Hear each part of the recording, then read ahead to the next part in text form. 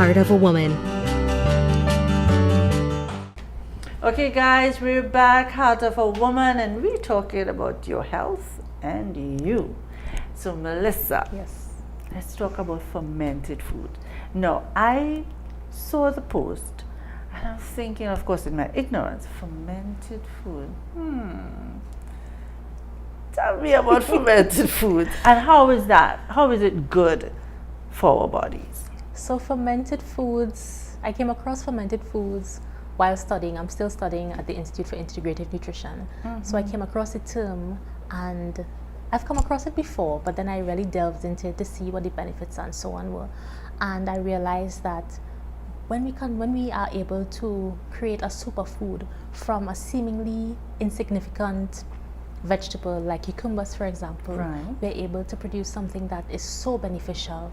And a fermented food basically is a food where we actually select for a certain microorganism using different ingredients and simple ingredients.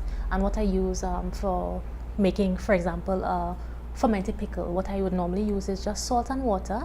It creates conditions to select for a certain microorganism, and that microorganism is able to use the substrate sugar which is present in the cucumbers and ferment it. But okay, so when I think about pickles, I think about salt. But you know, when you buy a pickle in a jar that's been on the shelf for God knows how long, you think that that's not healthy. Yeah, so I thought, so this is very interesting to me. So I guess if it's on the counter, do you think they would add other things to it that's not healthy for us? Actually, it's a little different. So the pickles that we get in the grocery store, they are shelf-stable products. And to make it a shelf-stable product, you would have had to maybe do the fermentation and kill whatever microorganism was present to prevent it from growing. So it is in essence a sterile product. So, but if you actually make your own fermented foods, then you're able to derive the benefits from consuming that food.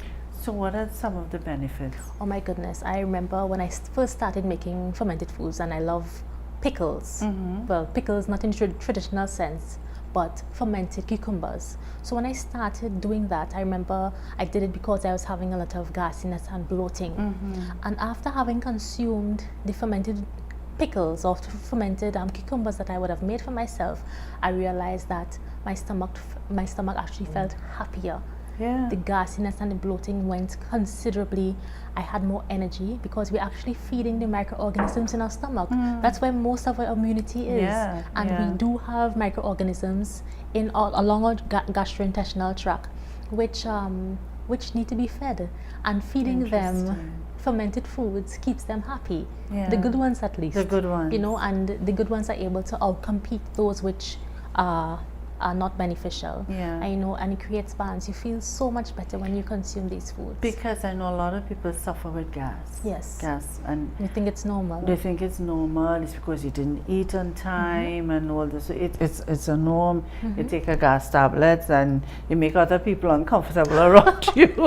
So true. So these fermented pickles can help. Yes, they can. And how could this assist people, women especially, during their period? Because I'm thinking, during the period you're bloated. You think this can help? I think so. I'm trying to remember how I felt around that time when I was actually consuming them. I think my gasiness was considerably less, and my movements, my bowel movements were better. I know we're talking, it's all part of the package, and I know some people are maybe a little skeptical about talking about bowel movements. No, but that's part it's of a real you. thing. It's a real thing. So my bowel movements were increased. The quality was also increased just from consuming fermented foods. And what makes them really unique is that the organisms which are present and which are alive in the fermented foods are actually probiotics. You know, there's a whole craze we always hear about probiotics. These are probiotics. We hear about probiotics in yogurt, for example, or there are other fermented foods, sauerkraut, you know. But this, you are consuming a living organism that is going to help you heal whatever issues you're having in your gut. Right. So other than cucumbers, Yes. because you had a workshop. Yes, I So did. let's talk about the workshop The and workshop. what other foods Yes. you can use. So my first workshop was actually held in July, and we would have used local produce, and local produce which was grown with minimal inputs. Now, they were grown with minimal inputs for specific purpose, because if we were to use chemical fertilizers and so on, Yes. they would have interrupted or affected the type of microorganisms which were present. So we just wanted to have the cucumber grown naturally without anything on them. So we Yeah. used cucumbers, we used cauliflower, we also used cabbage. And people would think that cabbage is very gassy. You hear that all the time. I don't eat cabbage because Yes. it's very gassy. It makes me gassy. Yeah. Yes, but after having fermented it, the product that you get is so amazing. You know,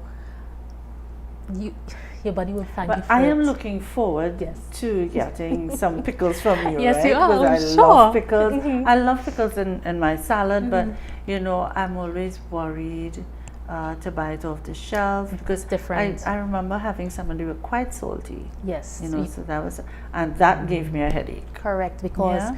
these are, so the different preservatives. So salt is a preservative.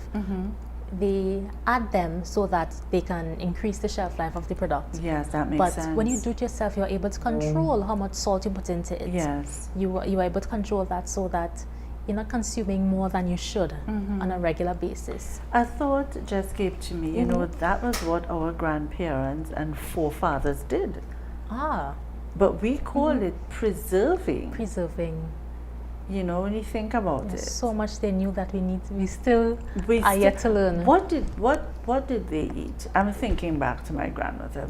She didn't consume a lot of rice. Correct. She consumed a lot of ground provision. And that's what I grew up on. Exactly. You know, so, and she lived to be in her 90s. Yep. So hello. I look fabulous, Yes, eh? yes. She looked fabulous in her 90s. Yes. So I'm looking forward to that. Yes. You know, And you know, you say that fermented foods. I'm just talking about vegetables, but I'm just throwing my mind back because my dad is from Ghana. right. I think every culture has some type of fermented food, and their fermented food, which they consume almost every day, is called banku, and it's fermented cornmeal. Fermented cornmeal. Fermented cornmeal that is cooked just like cuckoo. Right. It's cooked just like cuckoo, and it's strange enough, I prefer that to eating fresh cuckoo. It's fermented, and I remember when I was younger in my 20s, I would eat banku very often, and I didn't have all these issues with stomach indigestion and Yeah. gasiness and bloating. Those were non-existent, and I never Yes. made the link until now. So do you have any idea how they do it? Oh, definitely. I grew up actually cooking Ghanaian foods. Okay.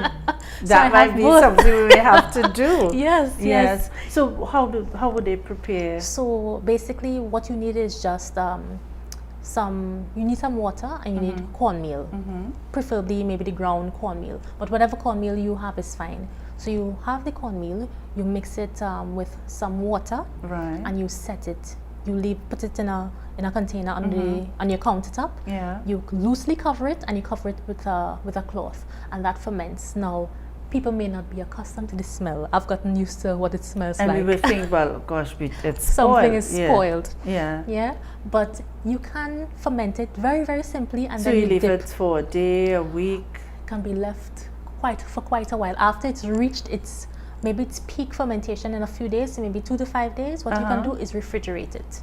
Really? You can refrigerate it, and what the refrigeration does, is that it suspends the microorganisms. It slows down their growth considerably, so that you can still use. So that is now what's scooped and Yes, and you cook it just like cornmeal, and it has a sour taste, and that taste I love. And I could imagine having that with fish. With fish, Probably yes. fish that they you know, they will do that corn fish and put it in the sun. Yes. It's So good.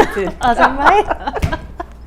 It's Yeah, really I'm good. just thinking about that would go real good with some corn fish. And that's usually what they have it with.